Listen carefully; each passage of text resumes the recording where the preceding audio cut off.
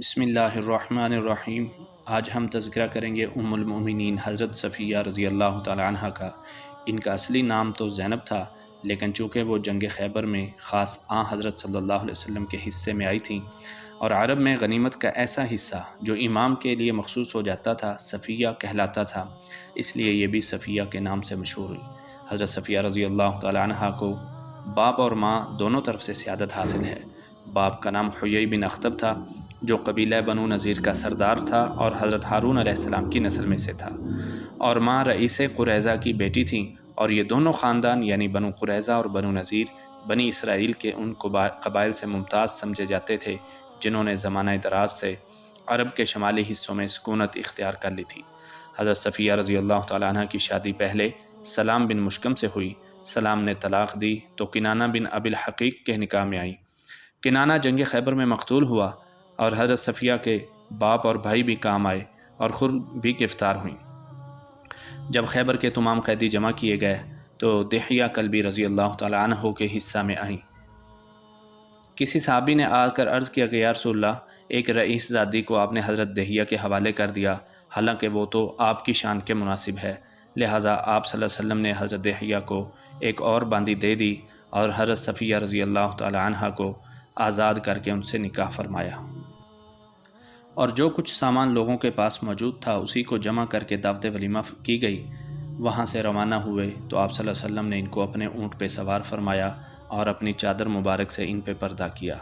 حضرت صفیہ رضی اللہ تعالیٰ عنہ کے مشہور واقعات میں حج کا سفر ہے جو انہوں نے حضرت صلی اللہ علیہ وسلم کے ساتھ کیا تھا۔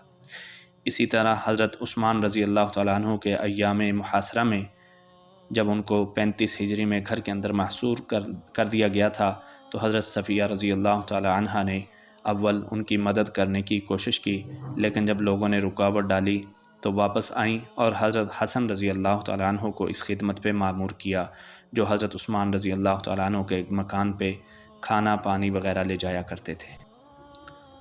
حضرت صفیہ رضی اللہ تعالی عنہ میں بہت سے محاسن اخلاق جمع تھے، چنانچہ اسود الغابہ میں لکھا ہے کانت عاقلتاً من عقلاء النساء کہ وہ عورتوں میں سے نہایت عقل مند تھی۔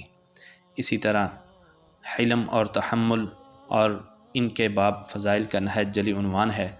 غزوہ خیبر میں جب وہ اپنی بہن کے ساتھ گرفتار ہو کر آ رہی تھیں تو ان کی بہن یہودیوں کی لاشوں کو دیکھ کر چیخ اٹھتی تھیں، لیکن حضرت صفیہ رضی اللہ تعالی عنہ اپنے محبوب شوہر کی لاش کے قریب سے گزریں، لیکن اب بھی اسی طرح پیکرے متانت تھیں اور ان کی جبین تحمل پر کسی قسم کی شکن نہیں آئی۔ ایک مرتبہ حضرت حفصہ رضی اللہ تعالیٰ عنہ نے ان کو یہودیہ کہہ دیا، ان کو معلوم ہوا تو رونے لگیں۔ حضرت صفیہ رضی اللہ تعالیٰ عنہ کے پاس ایک کنیز تھی جو حضرت عمر رضی اللہ تعالیٰ عنہ سے جا کر ان کی شکایت کیا کرتی تھی۔ ایک دن اس باندی نے حضرت عمر رضی اللہ عنہ سے جا کر کہا کہ حضرت صفیہ میں یہودیت کا اثر آج تک باقی ہے، وہ ہفتہ کے دن کو اچھا سمجھتی ہیں اور یہودیوں کے ساتھ صلہ رحمی بھی کرتی ہیں۔ حضرت عمر رضی اللہ تعالیٰ عنہ نے تصدیق کے لیے ایک شخص کو بھیجا۔ حضرت صفیہ رضی اللہ تعالیٰ عنہ نے جواب دیا کہ یوم السبت کو اچھا سمجھنے کی کوئی ضرورت نہیں، اس کے بدلے میں اللہ تعالیٰ نے ہم کو جمعہ کا دن عنایت فرما دیا ہے۔ البتہ میں یہود رشتہ داروں کے ساتھ صلہ رحمی ضرور کرتی ہوں کیونکہ وہ میرے اقارب ہیں۔ اس کے بعد لونڈی کو بلا کر پوچھا کہ تم نے میری شکایت کیوں کی تھی؟ وہ بولی کہ مجھے شیطان نے بہکا دیا تھا۔ تو حضرت صفیہ رضی اللہ تعالیٰ عنہ خاموش ہو گئی، برداشت کیا اور اس لونڈی کو آزاد کر دیا۔ ان کو حضرت صلی اللہ علیہ وسلم سے نہایت درجہ محبت تھی، چنانچہ جب آپ علیہ السلام علیل ہوئے تو نہایت حسرت سے بولیں کاش آپ کی بیماری مجھے لگ جائے۔ ازواج مطہرات نے ان کی طرف دیکھنا شروع کیا تو رسول کریم صلی اللہ علیہ وسلم نے فرمایا یہ سچ کہہ رہی ہیں۔ نبی اکرم صلی اللہ علیہ وسلم کو بھی ان کے ساتھ نہایت محبت تھی، ہر موقع پر ان کی دلجوئی فرمایا کرتے تھے۔ ایک بار آپ سفر میں تھے، ازواج مطہرات بھی ساتھ تھیں۔ حضرت صفیہ رضی اللہ عنہ کا اونٹ سوء اتفاق سے بیمار ہو گیا تو حضرت زینب رضی اللہ تعالیٰ عنہ کے پاس ضرورت سے زیادہ اونٹ تھے۔ آپ صلی اللہ علیہ وسلم نے ان سے فرمایا کہ ایک اونٹ صفیہ کو دے دو۔ انہوں نے کہا کہ میں اس یہودیہ کو اپنا اونٹ دے دوں؟ اس پر آپ صلی اللہ علیہ وسلم ان سے اس قدر ناراض ہوئے کہ 2 مہینے تک ان کے پاس نہ گئے۔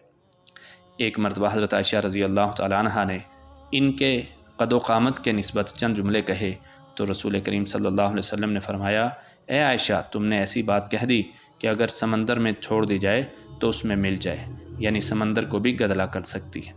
ایک بار آپ صلی اللہ علیہ وسلم حضرت صفیہ رضی اللہ عنہ کے پاس تشریف لے گئے، دیکھا کہ رو رہی ہیں۔ آپ نے رونے کی وجہ پوچھی تو کہا کہ عائشہ اور حفصہ کہتی ہیں کہ ہم تمام ازواج میں حضور صلی اللہ علیہ وسلم کے زیادہ قریبی اور افضل ہیں۔ ہم آپ کی زوجہ ہونے کے ساتھ ساتھ آپ کی چچا زاد بہنیں بھی ہیں۔ آپ صلی اللہ علیہ وسلم نے فرمایا، تم نے یہ کیوں نہ کہہ دیا کہ ہارون علیہ السلام میرے باپ ہیں، موسیٰ علیہ السلام میرے چچا اور محمد صلی اللہ علیہ وسلم میرے شوہر ہیں، اس لیے تم لوگ کیوں کر مجھ سے افضل ہو سکتی ہو۔ سفر حج میں حضرت صفیہ رضی اللہ تعالیٰ عنہ کا اونٹ بیٹھ گیا اور وہ سب سے پیچھے رہ گئی۔ آپ صلی اللہ علیہ وسلم کا گزر ہوا تو رو رہی تھیں۔ آپ نے اپنی ردا اور دستے مبارک سے ان کے آنسو صاف کیے۔ آپ صلی اللہ علیہ وسلم آنسو پوچھتے جاتے تھے اور یہ بے اختیار رو رہی تھیں۔ حضرت صفیہ رضی اللہ تعالیٰ عنہ فیاض واقع ہوئی تھیں، چنانچہ جب ام المؤمنین بن کر مدینہ میں تشریف آوری ہوئی تو حضرت فاطمہ اور دیگر ازواج مطہرات کو اپنی سونے کی بالیاں تقسیم کیں۔ کھانا نہایت عمدہ پکاتی تھیں اور آپ صلی اللہ علیہ وسلم کے پاس تحفتاً بھی بھیجا کرتی تھیں۔